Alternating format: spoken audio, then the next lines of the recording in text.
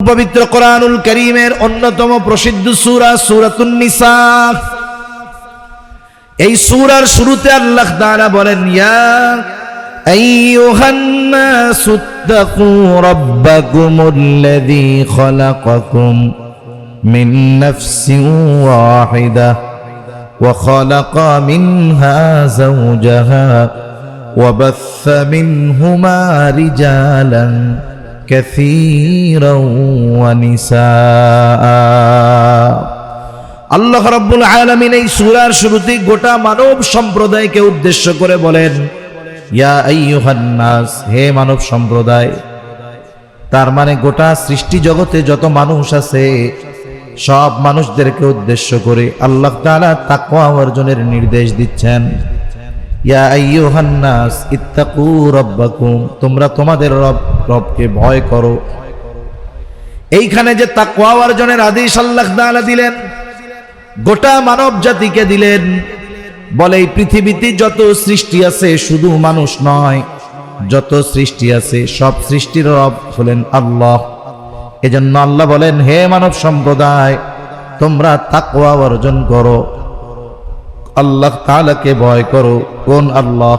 বলে যিনি তোমাদের রব। এই জন্য ইমানদার হোক আর বেঈমান হোক, মুসলিম হোক অমুসলিম হোক, বলেন তো গোটা সৃষ্টি জগতের রব তথা প্রতিপালক যিনি, তিনি কে? সবার প্রতিপালক আল্লাহ। ইমানদারদেরও আল্লাহ, অমুসলিম বেঈমানেরও আল্লাহ। এই যে গোটা মানব জাতিকে উদ্দেশ্য করে তাকওয়া অর্জনের নির্দেশ আল্লাহ দিলেন, এখানে তাকওয়া দ্বারা উদ্দেশ্য হলো ঈমান। তাহলে আল্লাহ তাআলা গোটা মানব জাতিকে কি বলতেছেন? হে মানব সম্প্রদায়, তোমরা তোমাদের রবের উপরে ঈমান আনো। তাহলে এখানে আল্লাহ তাআলা তাকওয়া দ্বারা উদ্দেশ্য আমাদের জানিয়েছেন ঈমান। ঈমান আনার আদেশ আল্লাহ তাআলা দিচ্ছেন। এই জন্য তাফসীরের মধ্যে এসেছে, মুফাসসিরিনে কেরাম বলেন, তাকওয়ার সর্বনিম্ন স্তর হলো ঈমান আনা। একজন ব্যক্তি যখন ঈমান আনে সে তাকওয়ার সর্বনিম্ন স্তরে প্রবেশ করে। কিন্তু যখন ঈমানদারদেরকে তাকওয়া অর্জনের আদেশ আল্লাহ তাআলা দেয়, এই জায়গায় ঈমান উদ্দেশ্য হয় না, বরং এই জায়গায় তাকওয়া দ্বারা উদ্দেশ্য ভিন্ন। তাহলে আমাদেরকে যে তাকওয়ার আদেশ দিলেন আল্লাহ ঈমানদারদের, এখানে তাকওয়া দ্বারা উদ্দেশ্য কি? এই বিষয়টা যদি পরিষ্কারভাবে অনুধাবন করতে হয়, তাহলে তাকওয়া শব্দের সর্বাধিক ব্যবহৃত একটা দুইটা অর্থ জানলেই আমাদের জন্য বোঝা সহজ হবে। তাকওয়া শব্দের এক অর্থ হলো ভয় করা। তার মানে তাকওয়ার উদ্দেশ্য হলো আল্লাহ তাআলাকে ভয় করা। এই জায়গায় এখন আল্লাহ তাআলাকে তো ভয় করব, ভয়েরও কিন্তু প্রকার আছে। মানুষ মানুষকে সাধারণত দুইটা কারণে ভয় করে। কয় কারণে? জোরে বলেন না, কয় কারণে? এক নাম্বার কারণ, একজন মানুষ অপরজন মানুষকে তার খারাপির কারণে ভয় করে। আপনি নিরহ মানুষ এলাকার, আপনার এলাকার প্রভাবশালী ব্যক্তি, সে যদি খারাপ চরিত্রের অধিকারী হয়, সে যদি মানুষের সাথে অসদাচরণকারী হয়, সন্ত্রাসী হয়, বলেন তো ওই প্রভাবশালী ব্যক্তিকে দেখে সাধারণ মানুষ ভয় পায় কি পায় না? সামনাসামনি যখন দেখা হয় সালামও দেয়, আসসালামু আলাইকুম। আর সামনে থেকে যখন পেছনে যায়, কয় আল্লাহ এটা দেখ কবে মরবে আর মুক্তি পামু। ঠিক কিনা বলেন? তাহলে এই যে ভয়, এই ভয়ের মধ্যে আছে ঘৃণা। আবার মানুষ অপর আর এক মানুষকে তার সম্মানের কারণে ভয় করে। মনে করেন আপনাদের এলাকার একজন সম্মানিত ব্যক্তি, একজন বুজুর্গ মানুষ, মাদ্রাসার প্রিন্সিপাল, সে যখন রাস্তা দিয়ে যায়, সম্মানিত ব্যক্তি হওয়ার কারণে অনেক মানুষ তার সামনে অন্যায় করে না, অপরাধ করে না, বরং যদি অপরাধ করে ওনাকে দেখার পরে সেটা থেকে বিরত থাকে। এই যে ওনাকে ভয় করে ওনার সামনে অপরাধ করা থেকে বিরত থাকলো, বলে এই ভয়ের মধ্যে ঘৃণা নয়, বরং এই ভয়ের মধ্যে আছে আজমত, এই ভয়ের মধ্যে আছে সম্মান আর মহব্বত। অন্যায় করতেছে, এই যে হুজুর আসতেছে, অপরাধ করা যাবে না, তাহলে এক ধরনের ভয়ের মধ্যে থাকে ঘৃণা, আর এক ধরনের ভয়ের মধ্যে থাকে ভালোবাসা। মুমিন আল্লাহ তাআলাকে ভয় করবে, তবে এই ভয়ের সাথে মুমিনের থাকবে ভালোবাসা। কেন? কারণ প্রকৃত মুমিন আল্লাহ তাআলাকে সবচাইতে বেশি ভালোবাসে। এ কথা আমার না, এ কথাও আল্লাহ তাআলা। আল্লাহ তাআলা কোরআনুল কারীমের মধ্যে বলেন, ওয়াল্লাযীনা আমানু আশাদ্দু হুব্বাল লিল্লাহ। আল্লাহ তাআলা বলেন, ঈমানদার আল্লাহর জন্য তাদের ভালোবাসা হলো সুদৃঢ় ভালোবাসা। তাহলে তাকওয়া শব্দের এক অর্থ ভয় করা। এই ভয় কাকে করতে হবে? জবান খুলে বলেন। এই ভয়ের সাথে থাকবে ভালোবাসা। 2 নাম্বার, তাকওয়া শব্দের আরেকটা অর্থ হলো বিরত থাকা, বেঁচে থাকা। কিসের থেকে বিরত থাকতে হবে? কিসের থেকে বেঁচে থাকতে হবে? বলে আল্লাহ তাআলা যা আদেশ করেছেন তা করা, যা নিষেধ করেছেন তা থেকে বিরত থাকার নাম তাকওয়া। যদি এই 2টা শব্দের সমন্বয় ঘটানো হয়, যে তাকওয়া কাকে বলে? বলে আল্লাহ তাআলাকে ভালোবেসে ভয় করে, আল্লাহর নিষেধ আদেশ সমূহ যে পালন করে, নিষেধ সমূহ থেকে যে বেঁচে থাকে, বলে তাকেই বলা হয়, এটাই হলো তাকওয়া। আর যেই মুমিন আল্লাহকে ভালোবেসে আল্লাহর আদেশ নিষেধ সমূহ মেনে চলে, ওই মুমিন হয়ে যায় মুত্তাকি মুমিন। তাহলে এই জায়গায় তাকওয়া দ্বারা আল্লাহ তাআলার উদ্দেশ্য কি? যে হে ঈমানদারেরা, আমি আল্লাহকে ভালোবেসে ভয় করে আমার আদেশ নিষেধ সমূহ তোমরা মেনে চলো। যদি মাইনা চলো তাহলে কি হবে? তোমরা মুসলমান হয়ে যাবে। আর যদি মুসলমান না হও তাহলে তো অবস্থা খারাপ। এজন্যই আল্লাহ তাআলা বলেন, ওয়ালা তামুতুন্না ইল্লা ওয়া আনতুম মুসলিমুন। তোমরা প্রকৃত আত্মসমর্পণকারী না হয়ে মৃত্যুবরণ করিও না। সমাপন কোথায় হবে? বলে আল্লাহ তাআলার আদেশ নিষেধের সামনে, আল্লাহর বিধানাবলীর সামনে, আল্লাহর আইনের সামনে।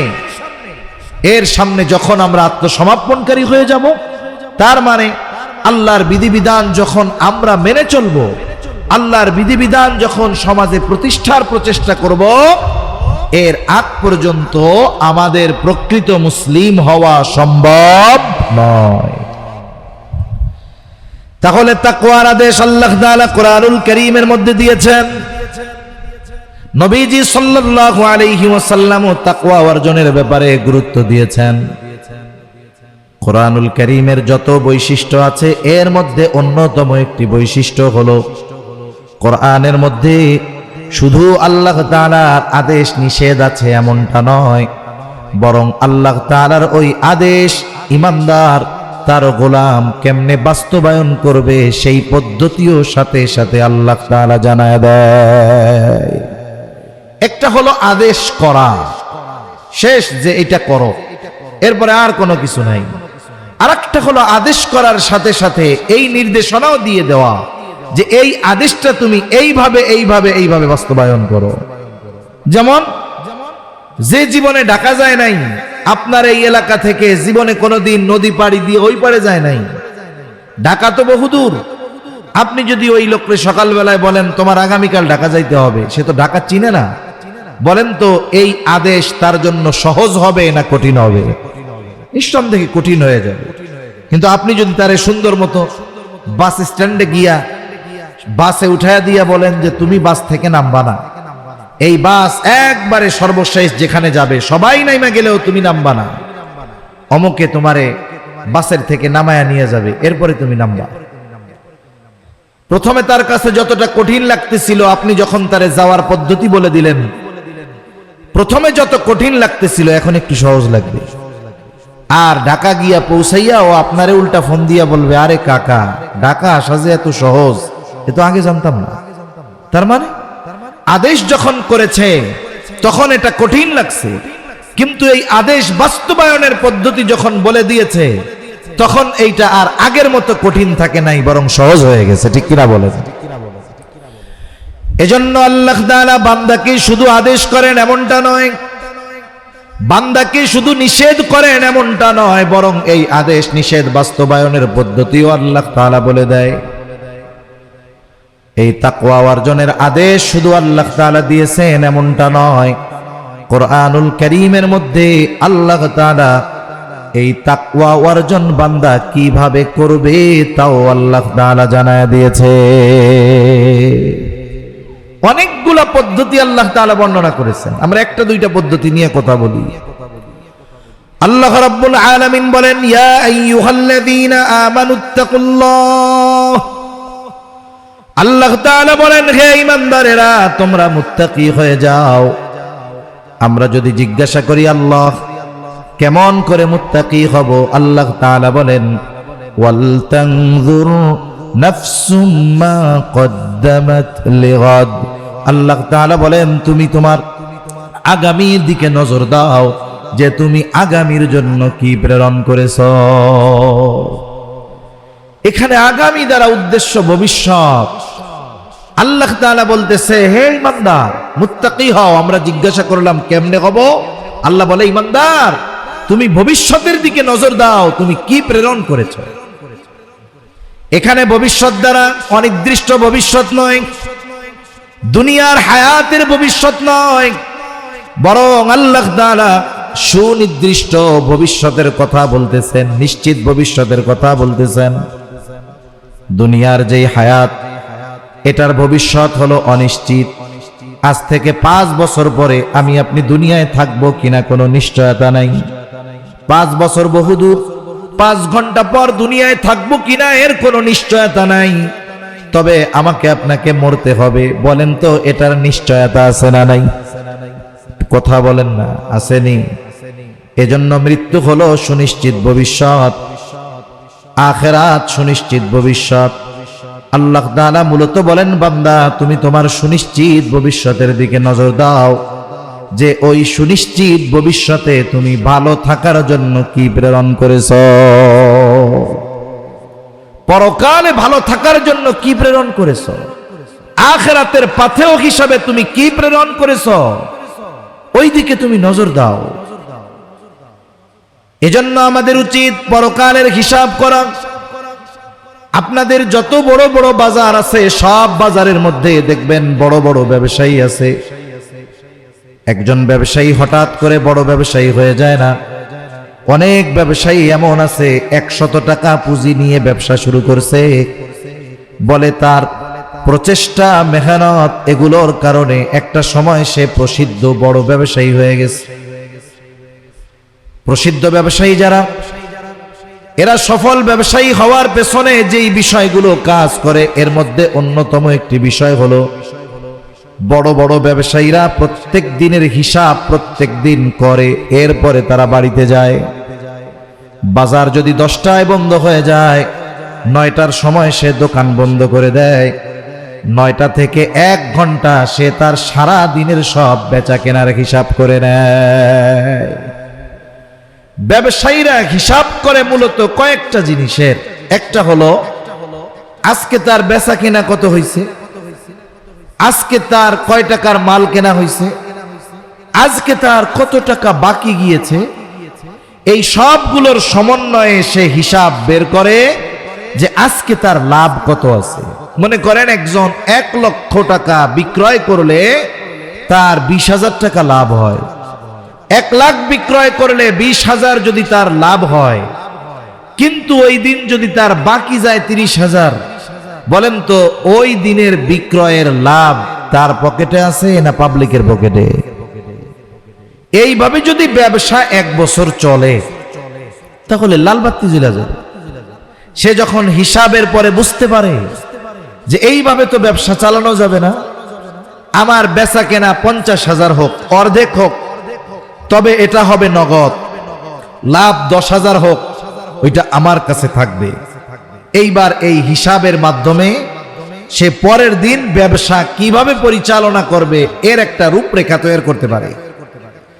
সে এবার তার দোকানের কর্মচারীদেরকে কঠোর ভাষায় বলে, শোনো, আগামীকাল থেকে আমার বাবাও যদি বাকি চায় খবরদার 1 টাকাও বাকি দিবা না, বাকি বিক্রয় বন্ধ। বলে বিক্রয় নগদ হবে, যা হয় নগদ হবে, কোনো বাকি দেওয়ার সুযোগ নাই। এইবার দেখেন আগামী দিন যে ব্যবসা বাকি দেওয়া যাবে না, এই সিদ্ধান্তে উপনীত হতে পেরেছে কেন? বলে এই সিদ্ধান্তে উপনীত হতে পেরেছে এই কারণে যে গত রাত্রে সে হিসাব করার পরে সে বাসায় গিয়েছে, আর এই হিসাব করার কারণে সে এই সিদ্ধান্তে উপনীত হতে পেরেছে। অনুরূপভাবে আমরাও যদি আমাদের জীবনের হিসাব নিকাশ করি, ব্যবসার টাকা পয়সার হিসাব না, আমার জীবনের কর্মের হিসাব করি, আমলের হিসাব করি, যে আজ আমার দ্বারা কয়টা ভালো কাজ হইল, আমার দ্বারা কয়টা মন্দ কাজ হলো, তাহলে প্রত্যেকটা মানুষ হিসাব করে বের করতে পারবে ভালো কাজ কয়টা, মন্দ কাজ কয়টা।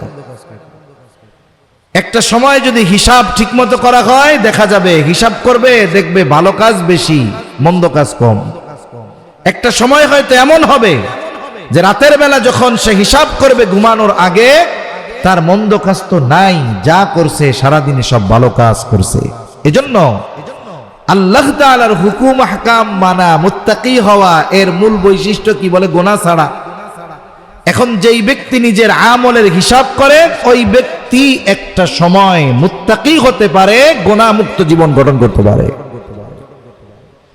এখন আসেন, তাকওয়া যদি অর্জন করি তাহলে কি দুনিয়ার লাভ না আখিরাতের লাভ? বলে দুনিয়ারও লাভ, আখিরাতেরও লাভ।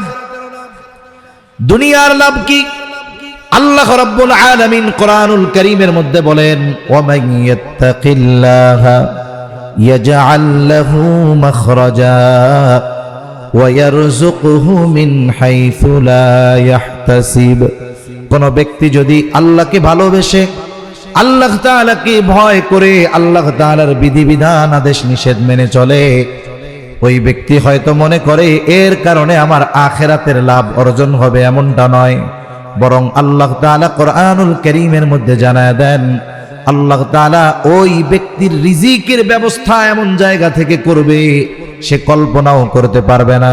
সাথে সাথে ওই মুত্তাকি বান্দা যদি কোনো মুসিবতে পড়ে, যদি কোনো বিপদে পড়ে, আল্লাহ সুবহানাহু ওয়া তাআলা ওই বিপদ থেকে বের হওয়ার রাস্তা তার জন্য করে দেয়।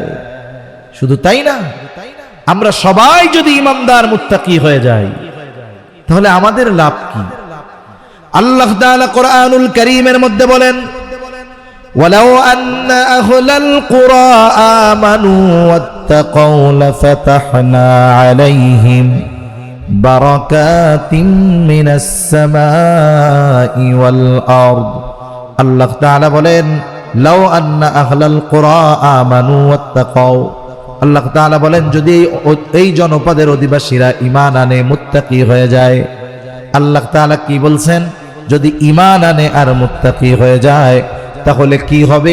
আল্লাহ তাআলা বলেন, লাফাতাহনা আলাইহিম বারাকাতিম মিনাস সামাই ওয়াল আরদ। আল্লাহ তাআলা বলেন, আমি অবশ্যই তাদের জন্য আসমান এবং জমিনের বরকতের দরজা সমূহ খুলে দিব। তাহলে আমরা যদি প্রকৃত ঈমানদার হই, আমরা যদি মুত্তাকি হই, তাহলে আল্লাহ তাআলা আসমান জমিনের বরকতের দরজা খুলে দিবে। এগুলো কেমনে হবে? বলে আসমান হতে যথা সময়ে যথাযথ পরিমাণ বৃষ্টি আল্লাহ দিবে। বৃষ্টির মাধ্যমে আল্লাহ তাআলা বান্দার জন্য রিজিক পাঠান। বৃষ্টির মধ্যে বান্দার জন্য আল্লাহর রিজিক থাকে। আল্লাহ তাআলা জমিনকে উর্বর বানায় দিবে। জমিন উৎপাদন শক্তি বৃদ্ধি পাবে জমিনের। একটা সময় মুরব্বীরা এখনো অনেকে আছেন এরকম, ধান লাগায় আসতো, সার ওষুধ দেওয়া লাগতো না, যথাসময় বৃষ্টি হইতো, যখন প্রয়োজন যতটুকু প্রয়োজন সব ঠিকঠাক মতো হইতো। কিন্তু এখন বৃষ্টি যখন দরকার তখন নাই, যখন দরকার নাই তখন বৃষ্টির অভাব নাই। আবার কত সার ওষুধ দিতে দিতে দেখা যায় 1 মণ ধান হইছে, এই ধান ফলাইতে যা খরচ হইছে 1 মণ ধানের চাইতে সেটার পরিমাণ বেশি, যা খাটছে এটা পাও। হয় কি হয় না বলেন? কেন? বলে আসমান জমিনের বরকতের দরজা উঠে গেছে। যদি বৃষ্টি যথাসময়ে হইতো 3 ভাগের 1 ভাগ মেশিনওয়ালারা দিয়ে দেওয়া লাগতো না। বৃষ্টি যদি যথাসময়ে হইতো জমিনের উর্বরতা ঠিক থাকতো, এত পরিমাণ সার ওষুধ এগুলো দেওয়া লাগতো না। তাহলে এই যে বরকত শূন্য হয়ে গেছে কেন? বলে আমরা তাকওয়া থেকে দূরে সরে গিয়েছি। এই জন্য আমরা যদি তাকওয়া অর্জন করি দুনিয়া আখিরাত উভয় জাহানের লাভ আছে না নাই? ইমানদার জান্নাতে যাবে, ইমানের কারণে যাররা পরিমাণ ইমান যার আছে সে জান্নাতে যাবে। তবে সব জান্নাতীদের ফ্যাসিলিটি এক হবে না। যারা মুত্তাকি হবে তাদের জন্য ফ্যাসিলিটি ভিন্ন। আল্লাহ তাআলা কোরআনুল কারীমের মধ্যে বলেন, ইন্নাল মুত্তাকিনা ফি জান্নাতিন ওয়া নাহার ফি মাকআদি সিদকিন ইনদা মালিকিন মুকতাদির। আল্লাহ তাআলা বলেন, জান্নাতীদের জন্য জান্নাতের পাদদেশে থাকবে প্রবাহমান নহর। এটা তো সবার জন্যই থাকবে। তাদের স্পেশালিটি কি? বলে তারা আল্লাহ রাব্বুল আলামিনের নিকটে বসার জন্য তাদের স্থান থাকবে। আল্লাহর নৈকট্য অর্জন করতে পারবে একমাত্র মুত্তাকিরা। এজন্য আমরা তাকওয়া অর্জন করব। এক কথায় আল্লাহ তাআলার আদেশ মানব, নিষেধগুলো থেকে বিরত থাকবো, বলেন ইনশাআল্লাহ। তাহলে নবীজি সাল্লাল্লাহু আলাইহি ওয়াসাল্লামের তিনটি উপদেশের একটি হলো, হে আবু যর, তুমি যেখানেই থাকো না কেন আল্লাহ তাআলাকে ভয় করো। 2 নম্বর নির্দেশ, ওয়া আতবি'is সাইয়্যাতাল হাসানাতা তামহুহা। তোমার দ্বারা যদি কখনো মন্দ কাজ হয়ে যায়, অন্যায় কাজ হয়ে যায়, তুমি অন্যায়ের উপরে স্থির থেকো না, বরং ভালো কাজ করো, কারণ ভালো কাজ মন্দ কাজকে মিটায় দেয়। আল্লাহ তাআলা কোরআনুল কারীমের মধ্যে বলেন, ইন্নাল হাসানাতি ইউযহিবানাস সাইয়্যাত। ভালো কাজ মন্দ কাজকে মিটিয়ে দেয়। তবে শর্ত হলো মন্দ কাজটা যেমন ওইটা মোছার জন্য ভালো কাজটাও তেমন হতে হবে। একজনের মন্দ কাজ হলো কবিরা গুনাহ, সে যদি তাওবা না কইরা বৈশা থাকে তাহলে তো কাজ হবে না। তার যদি গুনাহটা হয় কবিরা গুনাহ, খালেজ ভাবে তাওবা করতে হবে। তার গুনাহটা হলো বান্দার হক নষ্ট করার গুনাহ। সমাজের মানুষ আছে না, একজন আরেকজনের হক নষ্ট করে, আরেকজনেরটা মেরে খায়, আরেকজনরে বিনা কারণে কষ্ট দেয়, আরেকজনের জমিনের আইল কুপায়া নিজের মধ্যে নিয়ে আসে। এরকম আল্লাহর ওলি আছে না নাই? কত আছে এরকম। তারপরে পাশাপাশি বাড়ি দখল দিতে দিতে আরেকজনের বাড়ি খাইয়াই ফেলতে যায়। এরকম মানুষের অভাব নাই, হক নষ্ট করে। বলে এই ব্যক্তি বান্দার হক নষ্ট করে যদি আস্তাগফিরুল্লাহ পড়ে, এর গুনাহ কি আল্লাহ মাফ করবে নাকি? এর গুনাহ মাফ করার জন্য আগে ওই বান্দার হক আদায় করতে হবে। এজন্য মন্দ কাজটা যেমন, এর বিপরীতে ভালো কাজটা তেমন হবে। রাসূলুল্লাহ সাল্লাল্লাহু আলাইহি ওয়াসাল্লাম হাদিসের মধ্যে জানায় দেন, কোন ব্যক্তি শয়তানের প্ররোচনায় পড়ে গুনাহ করে ফেলছে, গুনাহ করার পর তার মধ্যে অনুশোচনা জাগ্রত হলো, আল্লাহ তাআলার কাছে খালেস ভাবে মাফ চাইলো, 2 রাকাত নামাজ পড়লো, আল্লাহ তাআলার কাছে খালেস ভাবে তওবা করলো, মাফ চাইলো, বলে আল্লাহ রব্বুল আলামিন ওই ব্যক্তির পাপ তৎক্ষণাৎ ক্ষমা করে দেয়।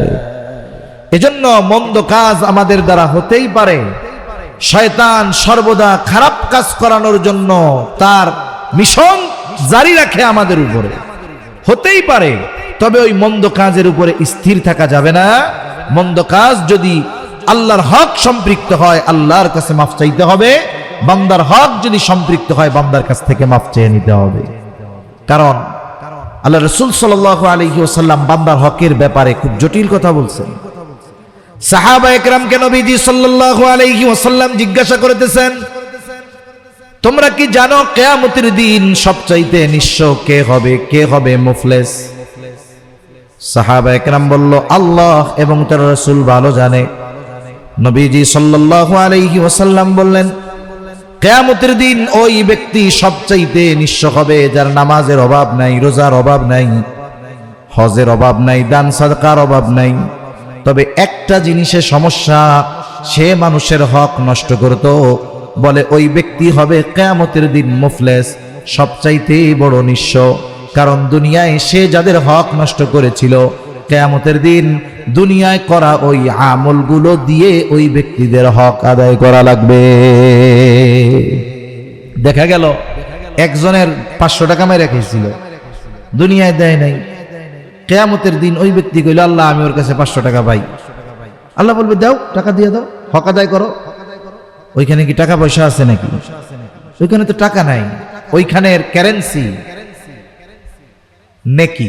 যার নেকি আছে ধনী, যার নেকি নাই সে গরিব। ওইখানের লেনদেন হবে সওয়াব আর গুনাহ দিয়ে।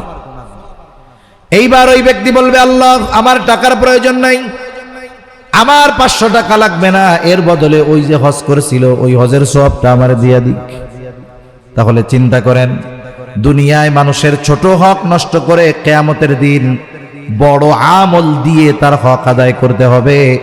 বলে যদি আমল না থাকে, সওয়াব না থাকে, যার হক নষ্ট করেছে তার গুনাহ নিয়ে হক আদায় করা লাগবে। এজন্য জীবনটা এমন ভাবে গড়ার চেষ্টা করি যেন দুনিয়া থেকে যাওয়ার সময় আমার আপনার কাছে কোনো মানুষ কোনো কিছু পাওনা না থাকে। রাসূলুল্লাহ সাল্লাল্লাহু আলাইহি ওয়াসাল্লাম যার আগে পরের সব আল্লাহ মাফ করে দিয়েছেন। নবীজি দুনিয়া থেকে যাওয়ার 9 দিন আগে সাহাবা ইকরামকে মসজিদে নববীর ভিতরে ডাকছেন। যে কথাগুলো নবীজি তখন বলেছেন এর মধ্যে একটা কথা, তোমরা যদি কেউ আমার কাছে কোনো পাওনা থাকো চেয়ে নাও, আমি চাই না কেউ আমার কাছে কোনো কিছু পাওনা থাকবে আর এই অবস্থায় আমি আল্লাহ তাআলার সাথে মিলিত হব। নবীজি সাল্লাল্লাহু আলাইহি ওয়াসাল্লাম সাহাবা ইকরামকে বলতেছে, আমার কাছে যদি কেউ কোনো কিছু পাওনা থাকো চেয়ে নাও, আমার কাছে কেউ কোনো কিছু পাওনা থাকবে আর আমি এই অবস্থায় আল্লাহর সাথে মিলিত হব, এটা আমি পছন্দ করি না। অনেকে আমরা মনে করি হক মনে হয় শুধু টাকা পয়সা ধন দৌলত জমি জাতি এগুলার সাথে সম্পৃক্ত। না না, আচরণটাও হকের সাথে সম্পৃক্ত। এই জন্য নবীজি বলেন আল্লাহ তাআলা কিয়ামতের দিন বাদী বিবাদীর ভিতরে ফয়সালা করে দিবে। ওই দিন আসার আগে তোমরা সতর্ক হয়ে যাও। বলে যেই দিন আল্লাহ তাআলা বাদী বিবাদীর মধ্যে ফয়সালা করে দিবে, দুনিয়াতে কেউ যদি শুধু সম্পদের হক না কথার দ্বারাও অন্যায়ভাবে কাউকে কষ্ট দিয়ে থাকে, কিয়ামতের দিন আল্লাহ তাআলা এই বিষয়টারও ফয়সালা করবে। আচরণের দ্বারাও মানুষের হক নষ্ট করা হয়, এটাও যদি দুনিয়াতে কেউ করে, এই বিষয়টারও ফয়সালা কিয়ামতে যিনি করবেন তিনি কে? শুধু মানুষের মধ্যে আল্লাহ ফয়সালা করবে তা না, গোটা সৃষ্টি জগতের সকল সৃষ্টির মধ্যে আল্লাহ তাআলা ফয়সালা করবে। দুনিয়ায় শক্তিশালী একটা প্রাণী যদি দুর্বল কোন প্রাণীর উপরে অবিচার করে থাকে, বলে কিয়ামতের দিন ওই শক্তিশালী প্রাণীর থেকে দুর্বল প্রাণীর প্রতিশোধ আদায় করে দেওয়া হবে। ওই বিচারটাও আল্লাহ তাআলা করবেন। কত বড় ইনসাফগার আল্লাহ, কত বড় ন্যায়পরায়ণতা আমার আপনার মালিকের। এজন্য এই দুনিয়াতে সতর্ক থাকা দরকার। এক কথা থেকে অন্যদিকে চলে গেলাম, আমার আপনার দ্বারা যদি মন্দ কাজ হয়ে যায়, মন্দ কাজের উপরে স্থির না থেকে আমরা ভালো কাজ করব। কবিরা গুনাহ হলে তাওবা করব, মানুষের সাথে সম্পৃক্ত কোনো অন্যায় হলে তার কাছ থেকে ক্ষমা চেয়ে নিব। 3 নাম্বার নবীজি বলেন ওয়া খালিকিন নাস বিখুলুকিন হাসানিন, মানুষের সাথে সদাচরণ করবা। সদাচরণ এটা ব্যাপক অর্থবোধক শব্দ। সদাচার এখানেও হক সম্পৃক্ত বিষয়। বলে যে আমার কাছে যেই হক প্রাপ্য, যে আমার কাছে যেমন আচরণ প্রাপ্য, তাকে সেই হক দেওয়া, তার সাথে ওই রকম আচরণ করা হলো তার হক। আর এটাই হলো সদাচরণ। একজন সদাচারী ব্যক্তি সে সবার হক আদায় করে। বলে মাতা পিতার সাথে সদাচরণ করো, তার মানে কি? মাতা পিতার হক আদায় করো। অমুসলিম তার সাথেও সদাচরণ আছে, ছোট মানুষ এর সাথেও সদাচরণ আছে, প্রতিবেশীর সাথে সদাচরণ আছে। মানুষের সাথে মানুষের সদাচারের কিছু লেভেল আছে। যেমন আমি মানুষ হিসাবে সব মানুষেরই আমার উপরে কিছু হক আছে, আমারও কিছু হক তাদের উপরে আছে। মানুষ মুসলিম হোক আর অমুসলিম হোক, প্রত্যেকটা মানুষ আমার আপনার কাছে ভালো ব্যবহার পাবে, এটা মানুষ হিসাবে মানুষের হক। অনেক সময় আমরা চিন্তা করি যে একই সমাজের মধ্যে মুসলিম আছে অমুসলিম আছে। হ্যাঁ, ইমানদার মুসলিম হিসাবে আলাদা কিছু হক সে আমার কাছে পাও না, এটা তো অবশ্যই। কিন্তু একজন অমুসলিমও যদি সমাজে বসবাসকারী হয়, আমার প্রতিবেশী হয়, একজন অমুসলিমও আমার কাছ থেকে সদাচরণ, এটা তার হক। আয়েশা সিদ্দিকা রাদিয়াল্লাহু তাআলা আনহা নবীজি সাল্লাল্লাহু আলাইহি ওয়াসাল্লামকে জিজ্ঞাসা করতেছে, ইয়া রাসূলুল্লাহ সাল্লাল্লাহু আলাইহি ওয়াসাল্লাম, আমার 2 জন প্রতিবেশী, একজন মুসলিম আর একজন হলো ইহুদি। একজন মুসলিম আর একজন ইহুদি, ইয়া রাসূলুল্লাহ প্রতিবেশী হিসাবে কে আমার কাছে বেশি হক পাও না? নবীজি সাল্লাল্লাহু আলাইহি ওয়াসাল্লাম এই হকের কথা বলতে গিয়ে ধর্মের দিক দিয়ে বিভাজন করেন নাই, এ কথা বলেন নাই যে ইমামদার যে সে তোমার কাছে বেশি হক পাও না। বরং নবীজি বললেন, আয়েশা যার দরজা তোমার দরজার বেশি কাছে সে তোমার কাছে প্রতিবেশী হিসাবে বেশি হক প্রাপ্য। তার মানে আমার বাসার নিকটে যদি একজন অমুসলিমের বাসা হয়, আরেকজন মুসলিমের যদি বাসা হয়, কিন্তু অমুসলিমের বাসা যদি আমার বেশি নিকটে হয়, প্রতিবেশী হিসাবে এই অমুসলিম আমার কাছে বেশি হক পাও না। সুবহানাল্লাহ বলেন। অথচ কি দেখেন, একজন অমুসলিমের সাথে ব্যবহার এরকম, আর এক মুসলিমের উপরে তো অপর মুসলিমের অনেক হক আছে। তার কথার দ্বারা কষ্ট দেওয়া যাবে না, তার জানমালের ক্ষতি করা যাবে না, তার সম্মান নষ্ট করা যাবে না। মুসলমান ইমামদার একে পরস্পরের প্রতি হিংসা বিদ্বেষ এগুলো লালন করবে না, কিন্তু আমাদের একে অপরের প্রতি হৃদ্রতা মোহাব্বত ভালোবাসা তো নাই, বরং আমাদের একে অপরের প্রতি হিংসা বিদ্বেষ। এ ওর ভালোটা দেখতে পারে না, ও ওর কল্যাণ দেখতে পারে না, হিংসার সমুদ্রে হাবুডুবু খায়। এ হাসাদ, হিংসা, অহংকার আসমান জমিনে সংগঠিত হওয়া প্রথম অন্যায়, প্রথম পাপ। শয়তান অহংকার করেন, আদম আলাইহিস সালামকে হিংসা করে অহংকার করে সে শয়তান হয়ে গেছে, সব আমল তার বরবাদ হয়ে গেছে। এজন্য আল্লাহ রাসূল সাল্লাল্লাহু আলাইহি ওয়াসাল্লাম হাসাদ মুক্ত অন্তর অর্জনের নির্দেশ দিয়েছেন, কিবির তথা অহংকার মুক্ত হৃদয় অর্জনের নির্দেশ দিয়েছেন। যেই হৃদয়ের মধ্যে হিংসা আছে, অহংকার আছে, এটা পরিশুদ্ধ হৃদয় হতে পারে না। আল্লাহ তাআলার কাছে আমাদের পরিশুদ্ধ কল্প নিয়ে হাজির হতে হবে, কিন্তু যেই হৃদয়ের মধ্যে হিংসা ভরা, অহংকার ভরা, অন্যের প্রতি বিদ্বেষ ভরপুর, এই হৃদয় পরিশুদ্ধ হৃদয় হতে পারে না। এজন্য ইউনিটির ক্ষেত্রে, ঐক্যের ক্ষেত্রে প্রথম তো আমাদের মুসলিম অপর মুসলিম যে আমরা ভাই ভাই, আল মুসলিম ও আখুল মুসলিম, এই যে আমাদের পারস্পরিক যে ভাইয়ের সম্পর্ক আল্লাহর রাসূল নির্ধারণ করে দিলেন। আল্লাহ তাআলা কোরআনুল কারীমের মধ্যে বললেন, ইন্নামাল মুমিনুনা ইখওয়া ফাসলিহু বাইনা আখাওয়াইকুম। মুমিন পরস্পর ভাই ভাই, ফাসলিহু বাইনা আখাওয়াইকুম। দুই ভাইয়ের মধ্যে যদি দ্বন্দ্ব লাগে, তৃতীয় জনের কাম হইল দ্বন্দ্ব দূর করা, কিন্তু কি করে? আগুন ধরছে, পানি না দিয়ে ওর মধ্যে ঘি ঢালে। আছে না নাই আল্লাহর বান্দারা এরকম? এই যে বিভাজন, এই যে অন্তরের দিক দিয়ে দূরে সরে যাওয়া, ফিজিক্যালি দূরে সরে যাওয়া, এক সময় কি হবে? বলে আমাদেরকে তারা যত বিভাজন করতে পারবে, আমাদের এই ভ্রাতৃত্ব বন্ধন, যেই ভ্রাতৃত্ব বন্ধনের নির্দেশ দিয়েছেন কে? আল্লাহ তাআলা। এই যে একত্রে অটুট থাকার নির্দেশ আল্লাহ তাআলা দিলেন, আমরা এখান থেকে যত দূরে সরতেছি, 250 কোটি হওয়ার পরেও ওই যে দেখেন মাত্র 1 কোটির কাছে মায়ের খাইয়ে আমরা সাইজ হয়ে যাচ্ছি, ঠিক কিনা কন? নবীজিও ভ্রাতৃত্বের কথা বলছেন, আল মুসলিম ওয়া আখুল মুসলিম, মুসলমান মুসলমানের ভাই। আল্লাহ বললেন, ইন্নামাল মুমিনুনা ইখওয়া, মুমিনরা পরস্পর ভাই ভাই।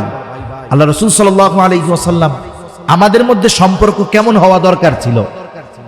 নবীজি সাল্লাল্লাহু আলাইহি ওয়াসাল্লাম বলেন, আল মুসলিমু কাজাসাদিন ওয়াহিদা, মুসলমান একটা দেহের ন্যায়। যখন তার পায়ে কাটা ফুটে, সে এর ব্যথা গোটা শরীরে অনুভব করে। ইনিস্তাকা আইনুহু ইস্তাকা কুল্লুহু, যদি চোখে কোনো কষ্ট পায়, এই কষ্ট গোটা দেহের মধ্যে প্রভাব বিস্তার করে। ইনিস্তাকা রাসুহু ইস্তাকা কুল্লুহু, বলে মাথায় যদি কোনো আঘাত পায়, গোটা দেহ এই আঘাত অনুভব করে। তার মানে আঙ্গুলে ব্যথা লাগলে ওই ব্যথাটা শুধু আঙ্গুলের মধ্যে সীমাবদ্ধ থাকে না, বরং আঙ্গুলের ওই ব্যথা গোটা দেহের মধ্যে প্রভাব বিস্তার করে। পায়ে কাটা হিংসে, মাথার মধ্যে জ্বর চলে আসে। হয় আমাদের সম্পর্কটা এরকম দরকার ছিল, আমাদের একে অপরের সাথে সম্পর্ক এমন দরকার ছিল যে আমার এই ভাই কষ্টে পড়ছে, তার কষ্টে আমি খুশি হওয়ার কথা তো ছিল না, উচিত ছিল ওনার ব্যথায় আমাকেও ব্যথিত হওয়া। এই সম্পর্ক থেকে আমরা দূরে সরে গেছি। এই সদাচরণ আমাদের মধ্যে নাই। যার কারণে অমুসলিমেরা বাতিলরা আমাদের উপরে চেপে বসছে। এই বাংলাদেশে যদি সমীকরণ দেখেন, সমীকরণ করেন, দেখবেন বাংলাদেশের যে মুসলমানেরা আছে শতকরা 80% মুসলমান ইসলামের উপরে চলতে চায়। ইসলাম চায় না এই সংখ্যাটা 20%ও না, এরকম হবে। ইসলাম চায় এর সংখ্যা 80%-এর উপরে হবে। তবে এত মানুষ চাওয়ার পরেও কেন প্রতিষ্ঠা হচ্ছে না, কেন বাস্তবায়ন হচ্ছে না? বলে আমাদের পারস্পরিক হৃদ্রতা, পরস্পরের প্রতি যেই সহানুভূতিশীলতা, এটা আমাদের মধ্যে নাই। যার কারণে আমরা চাওয়ার পরেও ওই জিনিসটা পাচ্ছি না। এজন্য আমরা যদি ইসলাম চাই, আমরা যদি শান্তি চাই, আমরা যদি মুক্তি চাই, আমরা যদি মাথা উঁচু করে দাঁড়াতে চাই, আল্লাহ রাসূল সাল্লাল্লাহু আলাইহি ওয়াসাল্লাম যেমন আউস এবং খাজরাজ গোত্রের মধ্যে যুগের পর যুগ লেগে থাকা যুদ্ধ ঈমানি বন্ধনে আবদ্ধ করে দিয়েছেন, যারা এক সময় একে অপরকে দেখতে পারতো না, মারা যাওয়ার সময় সন্তানদের ওসিয়ত করে যাইতো যে আমি মইরা গেলেও এ যুদ্ধ চালায়া যাবা। এক সময় তারা একে অপরের জন্য জীবন দিতেও পিছু হটে নাই। এমন হৃদ্রতা, মোহাব্বত, ভালোবাসা নবীজি তাদেরকে ঈমানের বন্ধনে আবদ্ধ করার মাধ্যমে করিয়েছিলেন। এই বন্ধনে আমাদের সকলকেও আবদ্ধ হওয়ার দরকার আছে না নাই? এজন্য আমাদের আচরণগত পরিবর্তন দরকার। আমরা মানুষের সাথে সদাচারী হব, ভালো ব্যবহারকারী হব। আমার চেয়ে একজন সম্পদের দিক দিয়ে খাটো, আমি তারে তুচ্ছ মনে করব না, কারণ জীবনের কোন সময় তাকে আমার প্রয়োজন হয় বলা যায় না। আমার আশেপাশে অমুসলিমেরা আছে, আমরা তাদের সাথে ভালো আচরণ করব, নিজের অধীনস্থদের সাথে ভালো আচরণ করব। যে যেমন হক আমার আপনার কাছে প্রাপ্য, তাদের হকগুলো আদায় করব। কারণ শুরুতেই বলছি, মানুষের চামড়া গুড়িয়ে যায়, ঘুষিয়ে যায়, কিন্তু মানুষের চরিত্র এমন এক জিনিস, এটা বৃদ্ধ হওয়ার সাথে সাথে এটা বুড়িয়ে যায় না, নষ্ট হয়ে যায় না, বরং এর সৌন্দর্য আরো বাড়তে থাকে। ঠিক কিনা বলেন? আমি আর কথা লম্বা করব না। তাহলে আজকে আমরা নবীজি সাল্লাল্লাহু আলাইহি ওয়াসাল্লামের যেই গুরুত্বপূর্ণ একটি নসিহত সম্পন্ন হাদিস জানলাম, যে 1 নাম্বার আমাদেরকে তাকওয়া অর্জন করতে হবে। তাকওয়া কি? বলে আল্লাহকে ভালোবেসে ভয় করে তার বিধিবিধান মেনে চলতে হবে। 2 নাম্বার, কোনো অন্যায় যদি হয়েই যায়, এই অন্যায়ের উপরে স্থির না থেকে ভালো কাজ করতে হবে। 3 নাম্বার, সদাচরণকারী হতে হবে, উত্তম চরিত্রের অধিকারী হতে হবে। যদি এই গুণগুলো অর্জন করতে পারি, তাহলে দেখুন হযরত বেলাল কালো ছিল না ধলা ছিল? বলেন তো। আমাদের ভাষায় একটা মানুষের অসুন্দর হওয়ার জন্য যা দরকার সব তার মধ্যে ছিল, কিন্তু এই বেলাল ঈমানের কারণে, তাকওয়ার কারণে, আখলাকের কারণে দাম কেমন হইছে? নবীজি সাল্লাল্লাহু আলাইহি ওয়াসাল্লাম মেরাজে গিয়া বেলালের পায়ের আওয়াজ শুনতে পাইছে। সুবহানাল্লাহ বলেন। এজন্য আল্লাহ সুবহানাহু ওয়া তাআলা কোরআনুল কারীমের মধ্যে বলেন, তাকওয়ার মাধ্যমেই সম্মানের মাপকাঠি নির্ধারণ হয়। ইন্না আকরামাকুম ইনদাল্লাহি আতকাকুম। দুনিয়ার মানুষ যা বলে বলুক, আল্লাহ তাআলার নিকটে সম্মানিত কে? বলে যে যত বেশি তাকওয়াওয়ালা, আল্লাহ তাআলার কাছে তার সম্মান তত বেশি। সাথে সাথে আমরা সামাজিকভাবে ঐক্যবদ্ধ থাকব। আমাদের মধ্যে বংশীয় দ্বন্দ্ব আছে, মোল্লা মুন্সির সাথে আছে, চৌধুরীর মণ্ডলের সাথে আছে, আছে না? এরকম আছে না নাই? এই ধরনের বিভাজন আমরা নিজেদের করব না। আমরা এক উম্মাহ। কয় উম্মাহ বলেন?